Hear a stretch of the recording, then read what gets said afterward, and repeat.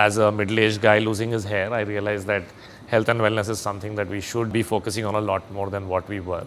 You know, women go through a lot more, both emotionally, physically, culturally. You know, there's a lot that happens in our country and no one was really talking about it. My daughter was like in preschool and I used to just, every parent's event, I would meet one of her mothers and ask, questions about periods. Your stuff works because we build the stuff underground and underneath that actually makes it happen. Every consumer health expert told me, oh, this is not a market. Men don't care. But if you talk to men, they really care. I've just come to realize that with everything in life, there is an up and down. When you're on the rock bottom, you still can't believe that there is a possible up. Human beings require connection. It's very hard to work in isolation and be happy. People, by far.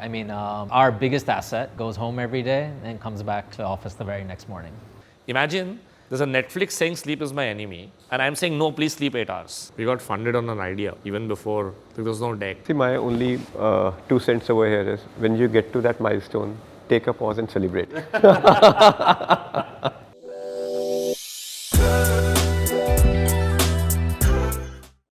Hello everyone, welcome back to the Corner Office, your go-to spot for stories that spark ideas, inspire action, and occasionally spill a little startup tea. I'm your host, Sumit Lakhani, and today's episode is an absolute firecracker. Why? Because I'm joined by 3 brilliant minds who are redefining wellness, rewriting the rules of femtech, and re-engineering India's digital infrastructure. What do they have in common besides their brilliance? They're all part of our office community.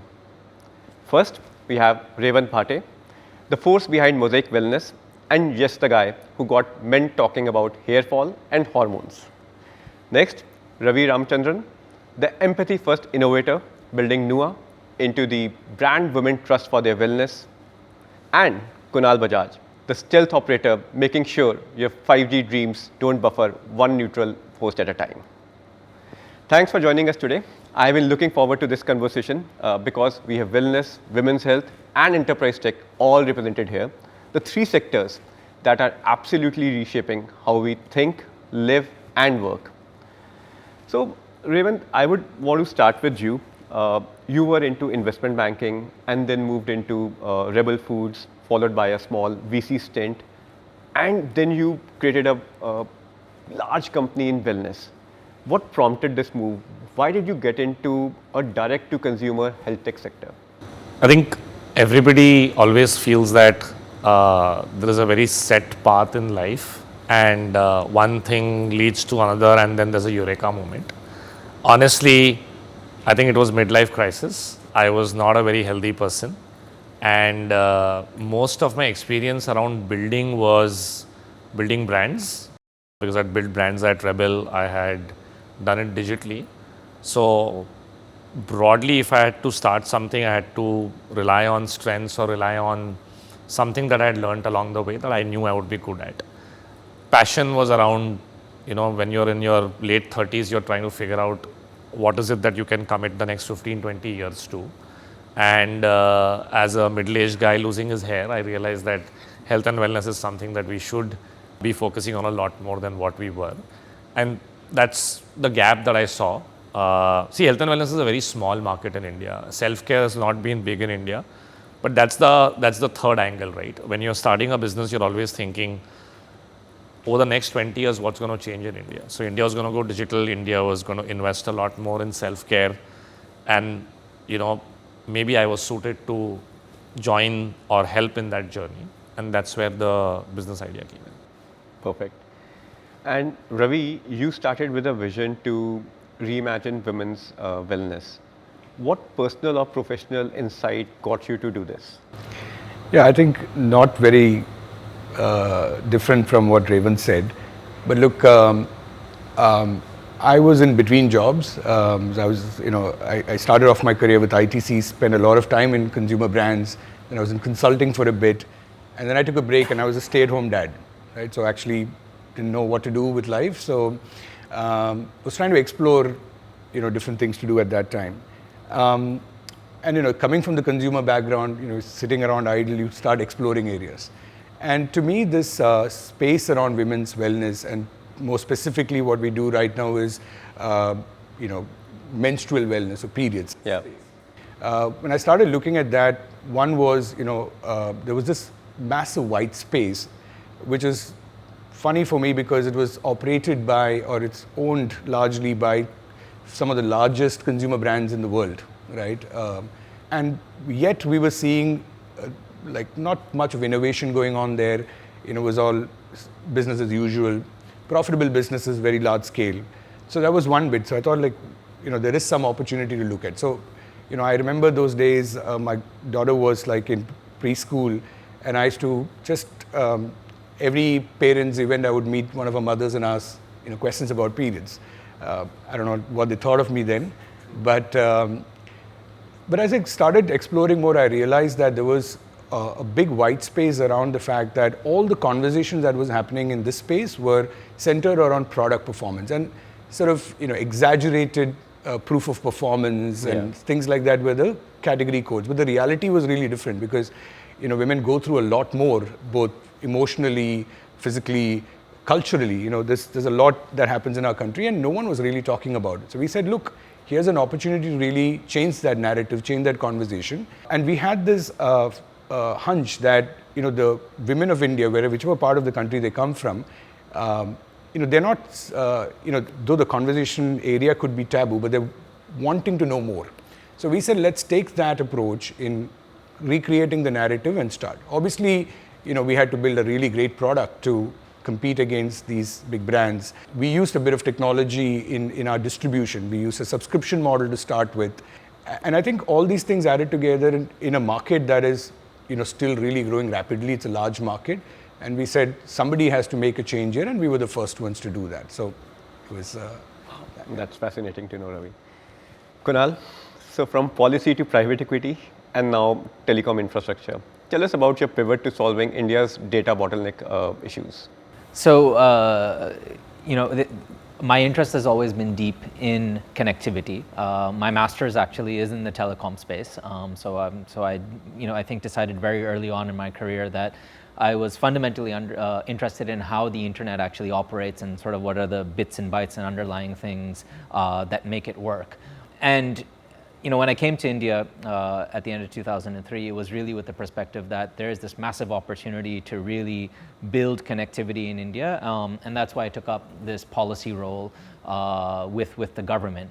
And one thing led to another, and I think everything that I've done since then has been around how do we grow internet broadband connectivity in the country. And so, like you said, from policy to then an advisory role, I think the next step therefore was kind of logical, is like, become an operator and actually put your money where your mouth is and make stuff happen on the ground, because it is this digital infrastructure which underlies the entire digital economy today. I keep joking around with digital founders like you guys that, hey, your stuff works because we build the stuff underground and underneath that actually makes it happen. So, I think it's also a huge matter of pride that I've been able to be involved from the early policy days and now actually being able to execute and implement on the other side through CloudExtel and really pushing India forward to ensure that we become one of the world's best from a digital connectivity and digital infrastructure perspective. Perfect. Revant, coming back to you, so one of the brands for you is Man Matters, which is focused on men's grooming and health. It's a very under-discussed kind of a topic. Was there any kind of insight while growing up or any incident which prompted you to get into this segment? So first, we do men's health. We don't do grooming. I mean, if you look around this room, I don't think they need grooming. They need health. Like, people lose hair, right? There's not much to groom. No disrespect or judgment, right? So actually, the idea was born out of, at 36, someone who was not fit, someone who was, I've always got a very patchy beard. Like, everyone was flaunting beards like Virat Kohli, and I'm like, yaar, how do I do this, right? You're losing half your hair. And when you just get into the science a little bit, it's so surprising that people didn't know this, and it surprises people also so testosterone is what men have, right? So when you have excess testosterone, it gets transformed to DHT, and DHT actually hurts hair growth. I mean, you sort of start losing your hair. But if you want to grow a beard, which is also hair, you actually need DHT, right? So you need more DHT on the face, you need less DHT here, but that's not how the body works, right? So the more you understand about the human body, the more you realize that ये सब किसी ने सिखाया नहीं है, Yeah. right? Second layer, nobody is going actually to a doctor and asking that why is this happening, right? Today, obviously, ChatGPT will tell you a lot of these things, but then what, right? So what we realize is that it's a very underserved market in the sense that nobody was solving for this particular use case. And when we dug deeper, we realized that why that was so. Most of the pharmaceutical companies ended up making a consumer health arm as well. But how do pharmaceutical companies or consumer health companies talk about their products? They market to doctors. And then when you go to a doctor, the doctor will tell you, oh, vitamin D is less, here is a medicine. Vitamin D is less, here is a medicine. Or you are having hair loss, here is a medicine. How many men are going to a doctor about hair loss? Very few, right? So the top of the funnel didn't exist, right? And because the top of the funnel didn't exist, every consumer health expert told me, oh, this is not a market. You know, men don't care. But if you talk to men, they really care, right? So effectively, what we realize is that consumer empathy doesn't exist in most existing businesses, right? They got created because their insights were coming from a doctor. Okay, this is the set of patients I have. So when the medical representative goes to a doctor, he sees, okay, these are a list of issues that come in, and that is the insight that gets carried to the pharmaceutical company or to the consumer health business. But what we realize is that India is changing. India is becoming digital. If you directly ask them, they will actually be open about what is the help they need, right? And for me, if I go back to my experience, what I learned at Rebel Foods, where we created the largest food delivery company today in India, was just thinking consumer backwards is something that helps you create create a lot of value, create a lot of new segments that people thought that couldn't exist, right? Now, when Zepto was pushing the 10-minute delivery, nobody thought, everyone said, oh, but we don't need 10-minute delivery. But clearly, when they spoke to their customers, they saw that insight. Today, now, there are people giving baby care in 30 minutes. Yeah.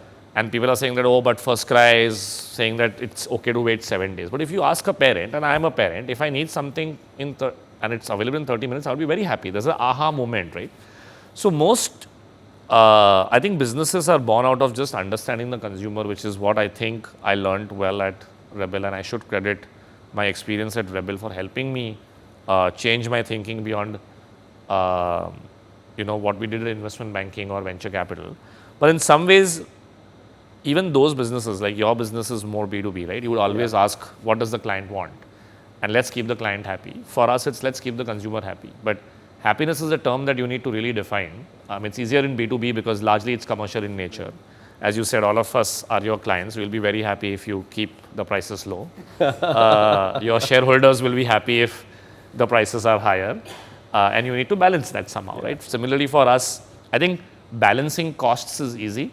A lot of people get trained on that, whether it's in investment banking, consulting, private equity. But generating value for the customer is something that at least a lot of my operating stints helped me. And I think that's where when I, again going back, said I want to do health, I want to do it for the next 20 years, I want to do it digitally. You just go and talk to the customer and ask them, what is the problem that nobody's solving for you? And if you feel it's solvable, just go after it, right? And I could resonate because as a 36-year-old, when I started this business, I had enough 36-year-olds to speak to and validate the thesis as well, right? Then subsequently, we did women's health, and everyone said, oh, how did you get this idea? And I said, my wife's 37, and I can talk to her friends and understand this, right? We launched Little Joys, which was in kids' health. I mean, then my son was 5 years old, and as first-time parents, we struggled, right, as a nuclear family. So I think struggles in India are changing. The struggles of our parents are not the same as what we have, and therefore the answers or the solutions cannot be the same that our parents had. If you have that thesis correct, you talk to today's consumer, solve for an aha moment, no reason why you can't actually come up with more solutions that today India definitely needs. Yeah. I'll just have a follow-up. I think men do care, and we would need more grooming products as well. So probably you need to start thinking about it. It's gone the other extreme in Southeast Asia, right? There's like this cosmetic industry which is booming for men, lipstick and stuff like that. Yeah. So South Korea, See, this will happen. Grooming will happen. I'll Yeah. tell you why we don't do grooming or why we don't like to do grooming. I think health and beauty are, everyone puts them very adjacent and says, yeah, there's very thin line between them. Actually, they couldn't be farther apart because beauty is instant gratification and health is delayed gratification. So health is going to the gym every day, eating clean food, having enough protein, sleeping 8 hours, and after 10 years feeling happy that good, I put all of that effort out there, right? Whereas beauty is, oh my God, I'm late, let me just drink 2 cups of coffee or take a pre-workout supplement so I can lift more weights. But if your body is telling you that, you need to rest, right? So I think the decision making that, let's say, an Instagram or a YouTube, largely social media drives, is the instant gratification, which is what is happening in South Korea. Yeah. It's the most depressed country in the world. In spite of having one of the highest GDP per capita, it's the most depressed country in the world. Because nobody is finding companionship. Yeah. The quest to look good and impress the other person has reached to a level where companionship is lost. And as human beings, you have to understand this, right? Internet is 25 years old. AI is like 2 years old, and that's where we're headed, right? But if you think about it, the human body has evolved to where it is today over 10,000 years. Our gut has evolved to where it is today over that amount of time. Our mind has evolved that way. So what we are is still a companion-seeking community. Like, we cannot stay alone with our phones for 6 hours and find that gratifying, but that's where we are headed. So for me, actually, beauty falls in that instant gratification and health is the delayed gratification. So it's much harder to build here because imagine there's a Netflix saying sleep is my enemy and I'm saying, no, please sleep 8 hours. So I'm competing against the Netflix and Instagram. All the top 7 market cap companies in the world is actually my competition if you think about it in health, right? If you don't stay on that course and start veering towards beauty and grooming, it's a very slippery slope because you will get instant revenue here, but you're not actually staying true to the purpose then. True. Love the perspective. I'm sure there'll be grooming companies that will do well, they should, and they'll solve, we are happy for them. But I think one thing I keep telling my team that while we'll create shareholder value, there are different ways to do it. And I loved, I asked a VC once that you have a very distinct style. You guys are much more conservative. You don't do these alpha type bets where, it's like go big or go home. And I loved the answer. They said that our job as a money manager is to give 35% IRR, and we have figured out a way to do it in our own style. So there are different ways, right? That's the same answer I gave my team, that we will create shareholder value, but the one thing that I will always hold true to myself is that what is my purpose? And that will remain true to health and wellness. As long as we find shareholder value creation in that, that's okay. We don't need to do everything as such. So that's why because otherwise it's a slippery slope, right? Ki ye bhi kar lo, ye bhi kar lo, ye bhi kar lo. And I think it's not bad. I'm sure shareholders will be happy, value will be created in both ways. But I don't think you become a founder to not feel great every day, right? And I think not staying true to the purpose will somewhere bite me in the sense that, is this what we really wanted to do, right? So I think that north is very important for most founders to hold. Yeah, perfect. So Ravi, you have been a civil engineer, you did civil engineering, and now you're doing something very different. How do you think your core education helped you, build a brand with empathy and science? Nothing. Yeah. I mean, honestly, I think when I was trying to do my, undergrad, I don't think I knew what I wanted to do in life. Yeah. So you just looked at the next neighbor, or your friends around and say, what are they doing? You just followed the most popular option. So in my head, I just wanted to get to a good school. I didn't really think about civil engineering or mechanical or electrical and stuff. So my optimization function was, okay, this is a good school and I would like to go there. And that's a seat I got. So I couldn't get any other seats, to be honest. So I don't think, there was a very thought through strategy. I will do civil engineering, then I'll join ITC in consumer brands, and I'll do management consulting, and then I'll build this. I think it's just sometimes serendipity and, it just happens. So, but that said, in hindsight, it was not a bad course to do, right? Because I think engineering fundamentally really helps you think a little bit analytically. You're comfortable with numbers. Anyway, most of the things out there are problem solving, right? There is some, you got to connect one part of the city with the other part of the city. Yeah, what's the problem? You got to build a bridge, and how do you solve for that? So that's the kind of thing. So I think that mindset set in very early on, right? This problem solving sort of a thing. But apart from that, look, I don't think that has anything to do with what I do today.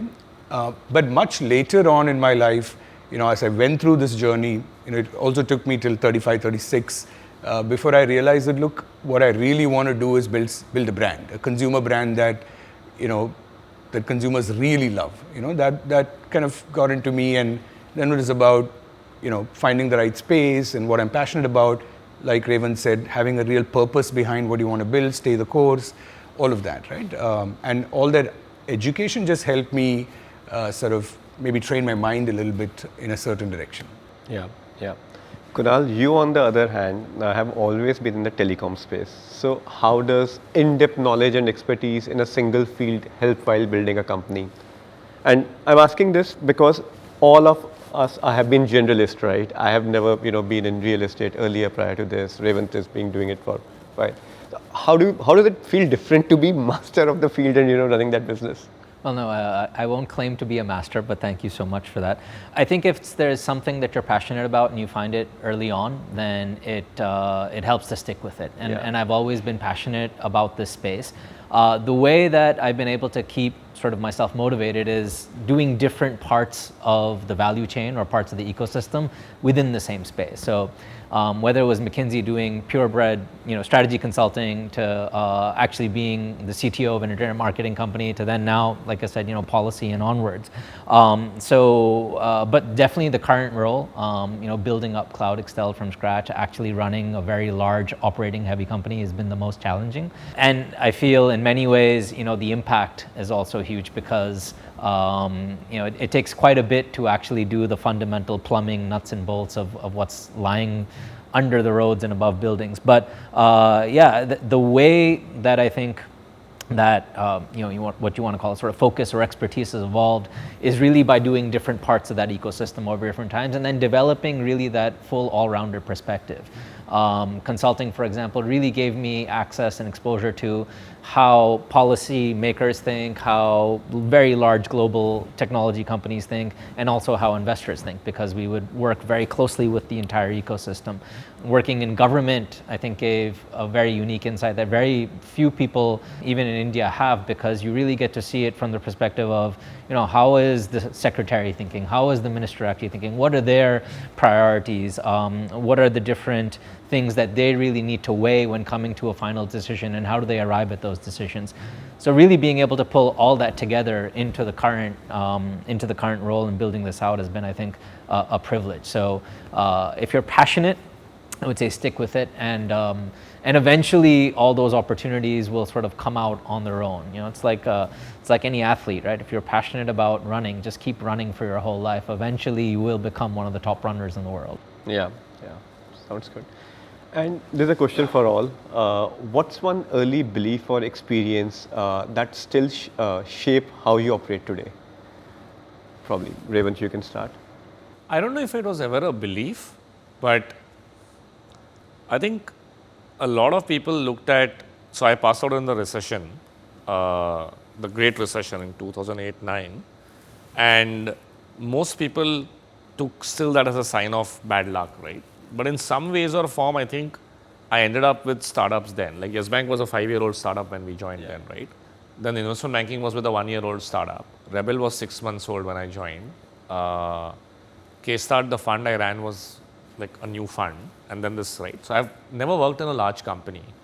In some ways or form, I think life's not easy and you need to figure out your way is things that every parent wants to teach their child. But if you see what we strive for, the best schools, and then you should top here. I'm assuming both of you went to McKinsey, which is a top tier consulting firm, or Booz. fourth best consulting firm.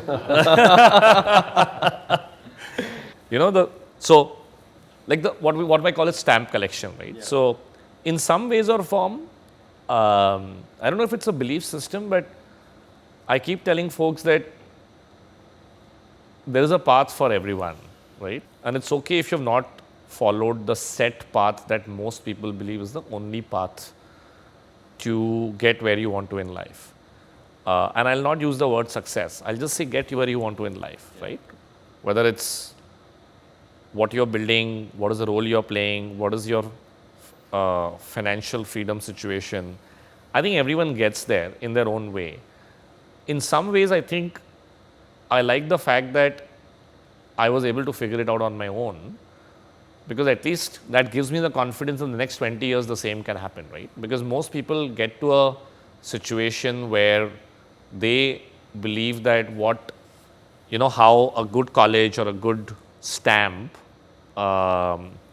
colleges are stamps, organizations like Amazon, Unilever, McKinsey, Booz are stamps, effectively will continue to help you open more doors. We are at this fancy, nice club. You guys are all members. It's a community, right? It keeps giving you access. So I keep hearing this a lot, that access gets you leverage and things happen.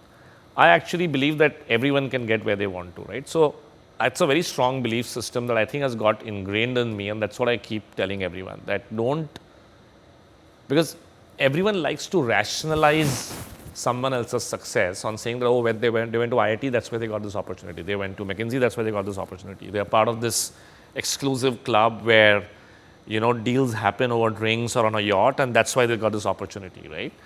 But you can make it happen irrespective. That's a strong belief system that has got built over time, if you can tell me. I don't think I was ever thinking of any belief system when I was younger, to be honest. Yeah. Very philosophical answer. Good one. Yeah. Ravi, for you? I don't know, it's belief system, but I've kind of believed in this, I don't know what's the right term, but persistence or perseverance in something. So in my school days, I used to play a lot of badminton. So I used to be a sort of junior nationals level and all of that stuff, right? The thing was, when I started playing, I was this puny guy, no muscles, nothing, but I used to play these games. Those days, I think it was a 15-point game. And I knew I was going to lose to that guy for sure, right? But I just didn't give up. Even if it was like 14-0 and it's just got one more point to win, I would play that last point like it mattered a lot, right? And I think that thing, I feel what it's helped me is that that last push that you give, always matters. In the next game, you're a little bit better prepared and a little bit better prepared. So, and every part of my life, be it my personal life or my professional life, in whether it was ITC or consulting in the fourth best firm, or in this in the journey with Nua, right?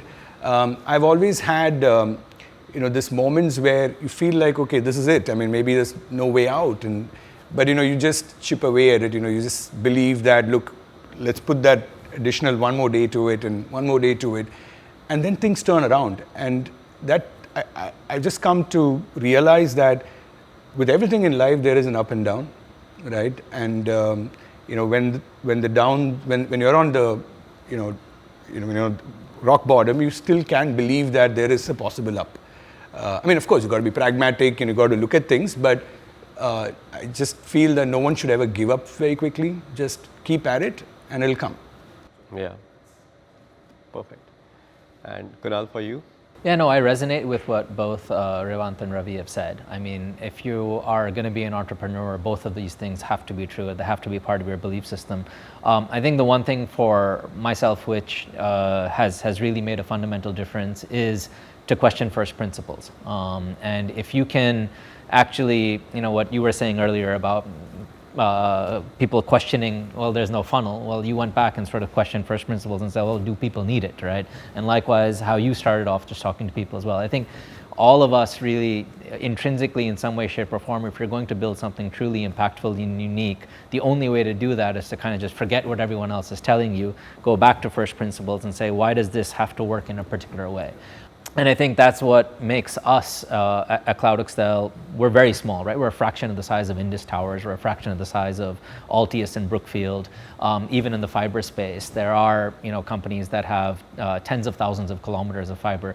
But where we, in the niche in which we operate, we've just gone back and said, why do things have to happen the way Indus wants them to happen or the way Airtel wants them to happen?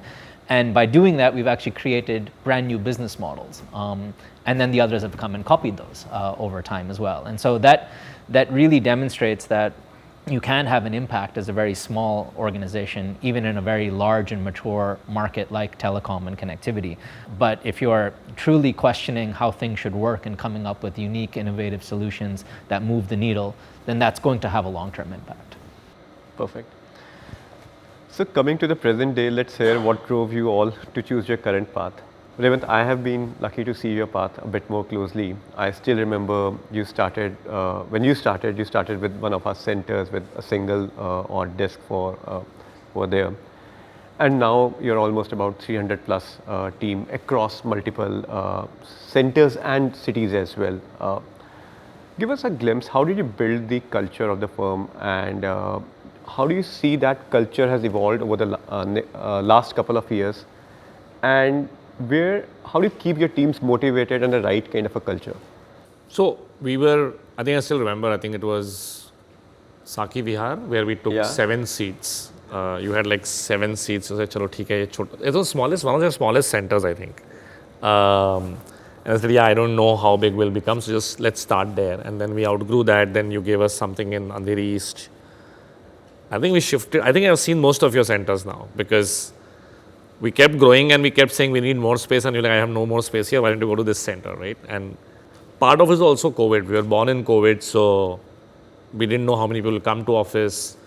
So see, multiple problems on culture for us. A, we are young, we are 5 years old. B, first 2 years were remote. Third year was sort of hybrid / in office, but multiple centers.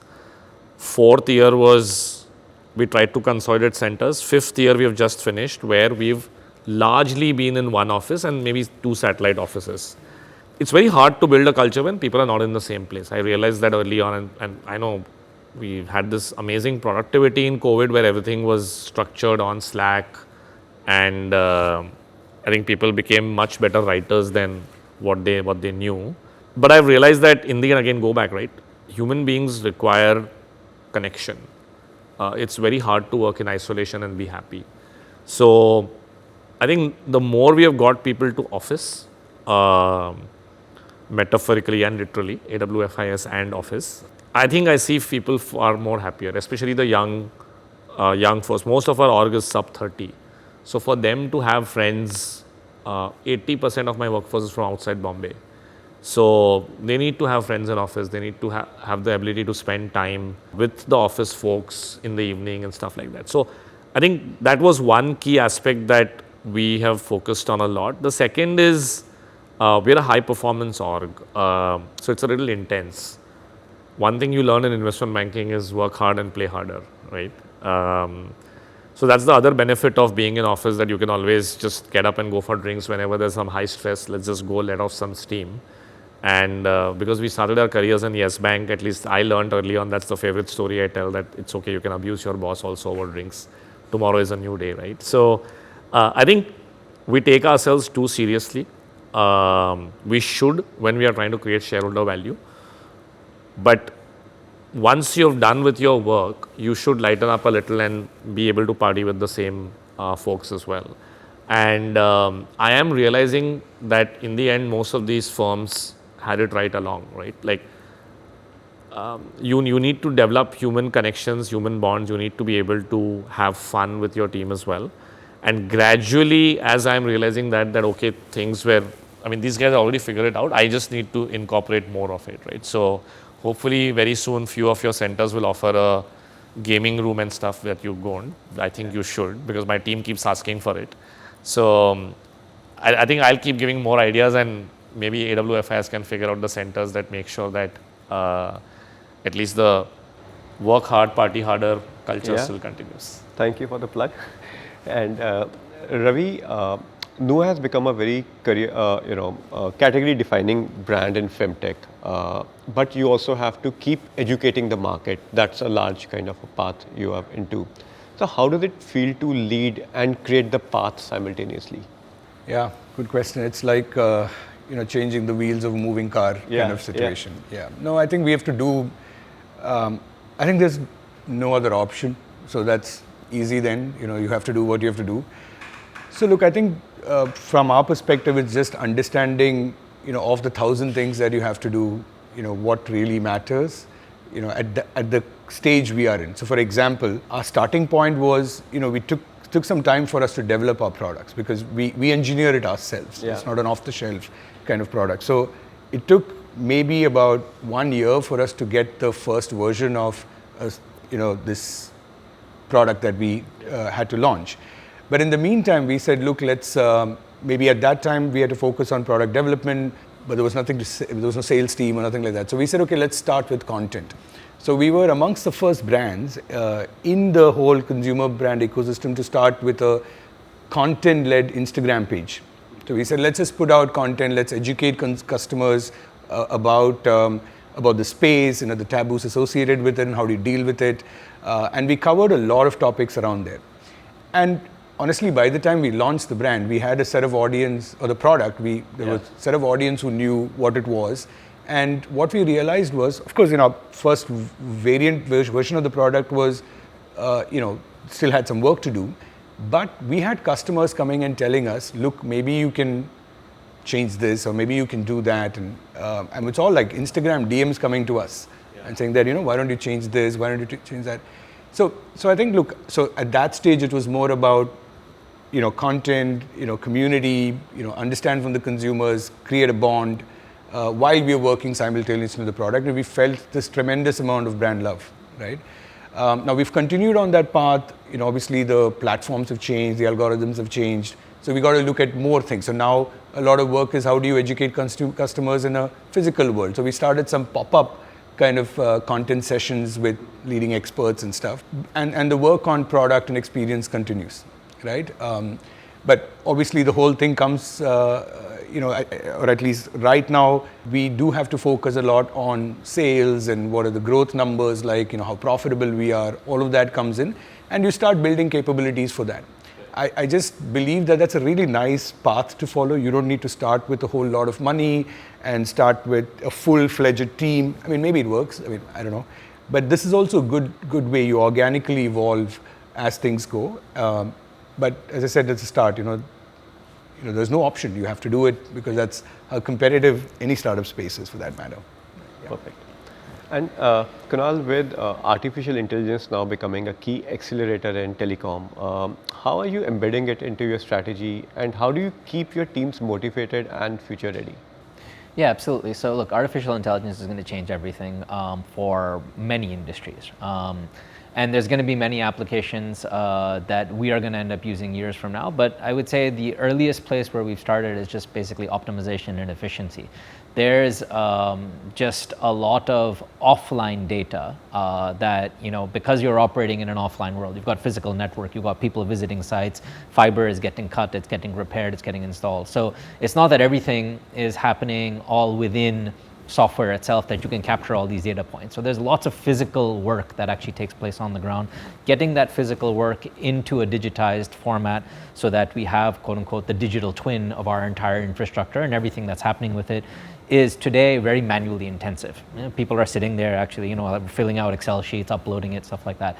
And that's where the first piece of our intervention is really happening. And what that does is, the final result of that is our networks have higher uptime, which means you have less buffering, which means that, when you're like driving somewhere and you say, oh, damn it, I don't have network or my signal's lost, we're, solving for that particular problem to make sure that those outages last for less time than what they would today. Because unfortunately in India, it's, very unstructured out there. Networks will go down. Fiber will get cut, floods will happen, you will have very strong monsoon rains, all the rest of that stuff. It's just a question of, can we work faster, to determine where some of this is likely to happen? Can we work faster to restore those networks when it does happen? And can we ensure that we have all of the information available to us at our fingertips at the instant that we need it, despite the fact that we're working in an offline and online world throughout the entire network? Yeah, sounds good. So this is my question to everyone, and because you are doing that, how do you build consumer trust in industries where either taboos or complexity dominate? You all are operating in very similar kind of situations. So maybe I'll take that first, right? I mean, because we do operate in a very complex environment, and you're kind of operating in the shadows, right? The end customer, you guys, everyone here in this room is, their data is going to run over some part of our network at some point of your day as you're traveling through Bombay, or in many other parts of the city. So, but we're in the background. We're behind an Airtel or a Sifi or a Jio or a Vodafone, behind your ISP at home, things like that. So for us, building trust, and that's actually, while we've been around for 11 plus years, the first 3-4 years was actually just building that trust with customers, because large industry, very large organizations, you're a 10, 15, maybe eventually we're a 30-person company showing up and saying, you know what, trust us to run critical parts of your core network on our network. And they were like, yeah, right. So really it was about just taking those steps and delivering, flawlessly on project timelines, on uptime, and not being in a rush to basically say, you know what, I'm going to take these shortcuts and sort of try and get to some theoretical endpoint. Build it step by step and build the trust. In our case, with our customers, even though we're sort of invisible in the backgrounds, but just do it piece by piece. And when you're able to build that brick by brick, then that creates a very strong foundation. And the acceleration of growth then comes after that. Yeah, sounds great.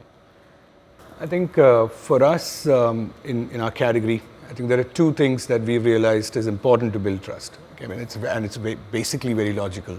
So one is, 100% guarantee that what you will deliver what you promise, right? And it's not easy because sometimes you promise a lot, and how do you deliver? And every time you break that, trust reduces. So, but as long as you're saying this is what I'll give you, and you deliver on it, slowly trust starts building, right? The other that we've realized is that, especially in consumer, FMCG, consumer space, there is a lot of these over-the-top claims, right? It is just how probably marketing works in India and stuff like that. In our category, obviously, this is a product that women have to use for 30, 35 years at a stretch, and there is, safety concerns and all of that. So, we started taking a very straightforward approach to comms, communication, marketing communication. We just started becoming very transparent. We said, no, this is what's in here, right? Or we didn't start saying that it'll change your life or things like that. We just said matter of fact things. And I think what we're seeing right now, especially with the younger audience, this works. Of course, and everyone likes to hear a bigger thing and stuff, but if you're just saying, look, in simple terms that they can understand that, and being very transparent about how we communicate, it really works. So in our space, I think doing that is just hygiene to build trust. Yeah. I think for any consumer business, what Ravi mentioned is the reality now. So you have to understand how trust got built in the past. Maybe to give you an idea as to why everything was over the top claims was because advertising was the only way to reach out to your audience. Yeah. And you're going to shell out a lot of dollar without knowing what would you get as ROI. So you want to maximize that probability. Yeah. And hence you would say this is the messaging that will really cut through and really make people sit up and take notice, right? And there were creative ways of doing it. Like everyone loves Daag Achhe Hain, like such a cute message. But in the end, you are still technically putting that claim that such a big black dhabba spot will just become white, right? So massive claim, right? Subtly integrated into a nice emotional message. Because you only have a 30-second slot. Exactly. Yeah. So what's changed now is exactly what, I don't think it's just younger audience. What's happened is, pre-COVID, there were 100 million, 125 million Instagram users spending about 30-35 minutes on Instagram. Today, there are 700 million people on Instagram spending on an average 3 hours on Instagram, right? They're spending more time than they were on television. There are more viewers on the same platform. and the algorithms will figure out a way to serve you content that you like. Yeah. Right. So I think transparency, authenticity, like just presenting who you are, and you will always find an audience. Like there'll be an audience. So I disagree with you that you need to prepare and, being a podcaster is not your natural style. There'll be an audience for Sumit Lakhani's style as well. And there'll be an audience for Revant's style as well. You just need to find your own audience and that's it, right? Yeah. So some of us will end up having an audience of 1,000, some of us will have 10,000 and so on and so forth, right? But you will always find your audience. And that's the best approach to build trust, because you need to build trust with a few, and because the principles of marketing haven't changed. You need to find the early adopters who will be and you need to set the right expectations, meet that expectation, and then in the end, word of mouth people will say. Like today, if I want to work with, or somebody wants an office space, like before this podcast, we were generally milling about, and you mentioned that someone wants an office space, I'll connect you. And that's the first element of trust, right? That referral is also an element of trust. So I think all of these principles haven't changed. It's only the how do you solve the cold start problem was always an issue. That's not got solved with social media and transparency and authenticity. You don't need to actually work very hard. You just need to be confident that your authentic self will find an audience, right? I think it's a little scary for people because again, we try to rationalize each of our actions, and no Harvard case study for the last 25 years has said that this works, right? So all the things that you learned in school and college, all the GAN tells you that no, this is how to do it. But as the world evolves every day, we need to figure out that what's going to change. Again, going back to the first principle question, right? And this is only going to evolve more in the world of AI, because our need for human connection is going to increase even more. And I'm just thinking right now, like yours is a category, wellness, and it requires a lot of trust for someone to start consuming those products, a supplement or something like that. For office space, people are signing up for a much longer period of time. They're spending 10, 12 hours every day. It's a bit difficult to initial build trust, but once you have done it, then for us doing business, and the lifetime value of the customer becomes much better, provided we just don't mess up around on the core principles. Right. I think you've hit the nail on the head that categories where it's easy to get in, it's also harder to retain. Right. And categories that by design that you will take much longer to get in, because building trust takes a lot of time. Like for us, I keep telling my team, they're like, oh, look at the CAC of this personal care company. I said, how many times does the person visit that website before they order?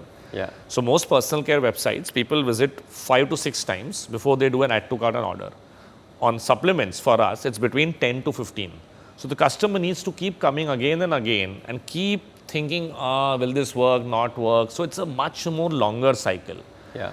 But as you're right, once you are able to satisfy the requirement, once they are like, okay, this is a good product, it tastes well, I can take this every day, it works, then the habit is more consistent on, say, a supplement versus a personal care, where switching is easy, right?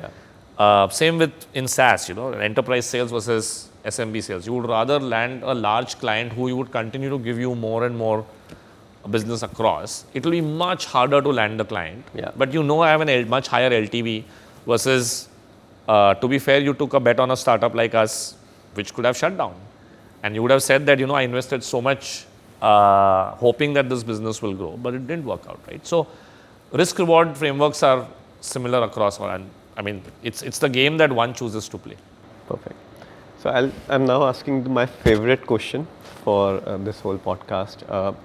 So if you had to mentor your 10-year younger self on how to lead, what's one rule you would tell him to follow? Kunal, I'll start with you. Yeah, my 10-year younger self on how to lead. I think it's hire slower, fire faster.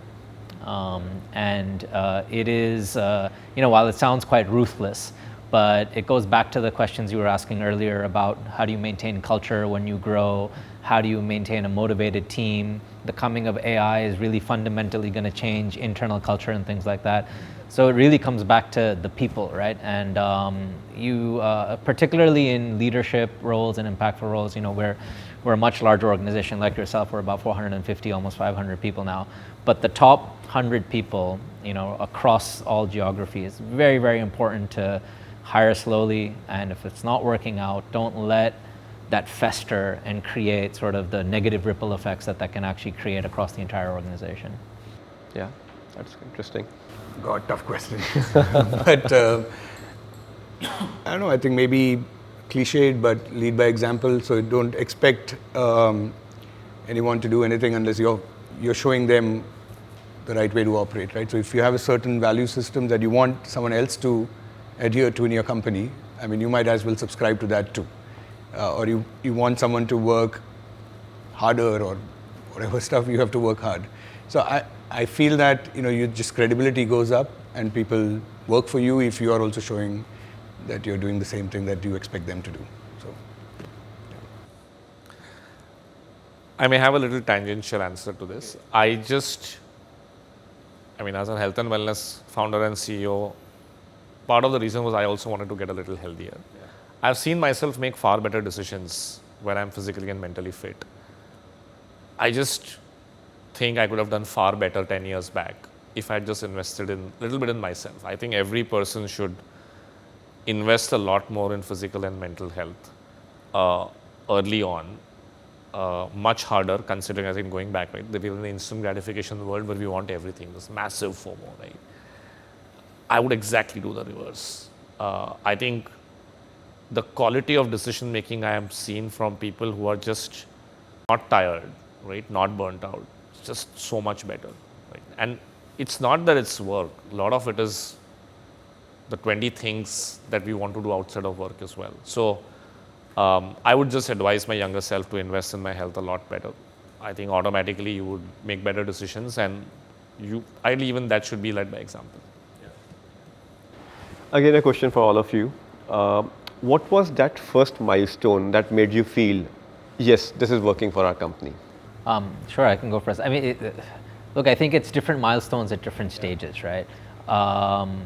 The first contract we got to do a brand new product called Small Cells, which is your data offload. The first time we raised private equity funding from an external investor, right? But then you keep sort of moving the goalposts on yourself. Okay, that's done now. What's the next big one? But yeah, I would say out of all of these, it's probably the private equity investment and really getting one of the top global firms and another one alongside them to come in and believe in our team. The business model is there. But I think when someone comes in and puts a substantial amount of trust in your organization, it's really about putting it in the team, and that this team will grow and do something different than what else is available out there. So for me, that's probably the biggest sort of turning point, and has also opened up the biggest opportunity to grow even faster. Yeah, perfect. It's a straightforward one. I think,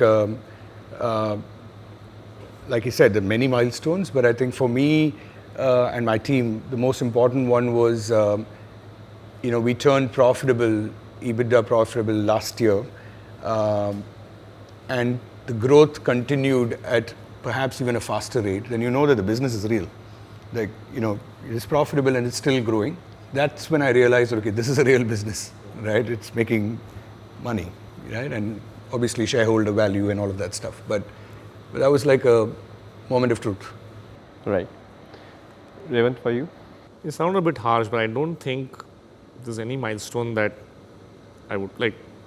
We got funded on an idea, even before there was no deck. Counted as a milestone, but doesn't make sense. Most of my old team joined and said, we want to work with you. We got PMF. We burned less than 150 crores to build a 1,000 crore business. We're profitable, free cash flow positive. I don't know, maybe I'm just too harsh, but again, going back to the purpose, right? Unless I believe that people by design in India are investing in their health and will continue on that journey. See, starting the journey is sometimes even easy. You see the number of January gym activations that happen, right? Yeah. But sustaining is harder. I don't think we've still solved that problem yet. I know my team keeps telling me that you are never happy, but the purpose was to get people to invest in their health and stay on that journey to health. Because health is a journey, it's not a destination, right? It's a continuous journey. I don't think we are culturally there yet as a country, and I think that would be the milestone that I would like to celebrate, that we are by design, and easy measurement for us is just while we are profitable, while we are doing well, I just think if we had 2x the retention, I would be far more happier. And that's a function of people just staying on the journey, right? I'm sure my team will tell me 2x kar denge, fir aap 3x bologe. Yeah, the sky is the limit, right? Like if a real money gaming company has a 90% retention after 1 year, why shouldn't a health and wellness company, right? If Instagram has a DAU by MAU of 1, why shouldn't a health and wellness app, right? So I think that's the real milestone, that are people every day opening your health and wellness app as they are opening Instagram and Netflix. That's the milestone I would like to celebrate, because then we have really changed the culture and got people to invest in their health and stay on that journey. See, my only 2 cents over here is when you get to that milestone, take a pause and celebrate. That time don't, I mean, for us, I agree, for us it was not, initial fundraise rounds or, a couple of business wins, but we generally thought that listing was a big milestone, and across the company, that was a kind of milestone we thought this is working now. And yeah, so that brings us to our last round, rapid fire. I'm asking safe questions this time because all of you are clients after all. Revant, we'll go with you first. A startup myth you want to bust? Funding is not success. Good one. Weirdest DM or customer message you have ever received? Weirdest? Yeah. I like your voice. You should do more ads should be in your voice. Ah, nice. So one wellness fad you secretly love? Cold plunge. Good one. Nice. Kunal, are you ready? Absolutely, let's do it. What's one thing everyone gets wrong about your industry? It's not boring. There is new stuff happening every day. What's harder, raising money or hiring talent? People, by far. I mean, it's one of the things that we focus on the most. I think our biggest asset, the network is there, but our biggest asset goes home every day and comes back to office the very next morning. Right. One buzzword in telecom that needs to go. 5G ready. I mean, it's like there will be 6G, there will be 7G, there will be 8G. It's an evolution, but yeah, it's not the end all and be all. Every generation that comes along with its new big buzziness around it. Right. Ravi, coming to you. If you weren't a founder, what you would have been? Easy, I would have been a singer. Oh, singer? Yeah. Oh, perfect, perfect. Right. What's one thing from your childhood that you still feel it should have existed? So Raven's going to be really happy. Hair. I really wish. Yeah. And if you could swap lives with a entrepreneur or business leader for a day, who would it be? I don't know who's an entrepreneur who is making lots of money and having all the fun. I mean, I don't know who's there with that kind of a thing, but maybe, I don't know, maybe Dr. Dre or something. He's got a big business, but he's out partying all the time. So maybe. Yeah. Right. So this is my question to all of you, a quick one, because I'm putting a plug. Describe your office experience as a movie title. Obviously, I was going to ask about Office, right? So Kunal, you want to go sure. first? I would say The Big Easy. I mean, a million people ask like, why you like growing within a co-work, all the rest of the stuff. You know what? It's the easiest thing you can do. Great. Ravi? Well, I know, I need to think. Revant first. I think I should read the questions, but actually what comes to my mind is Andaz Apna Apna. I think most of our fun and memories, if I look back at the last 5 years, have been at the office space. You were kind enough actually to allow us to host alcohol parties also in the evening in a few of your locations. So I think Andaz Apna Apna is something that comes to mind. Nice. I really can't think of any other name but Sholay. I don't know why. Seems like he's charging you a lot.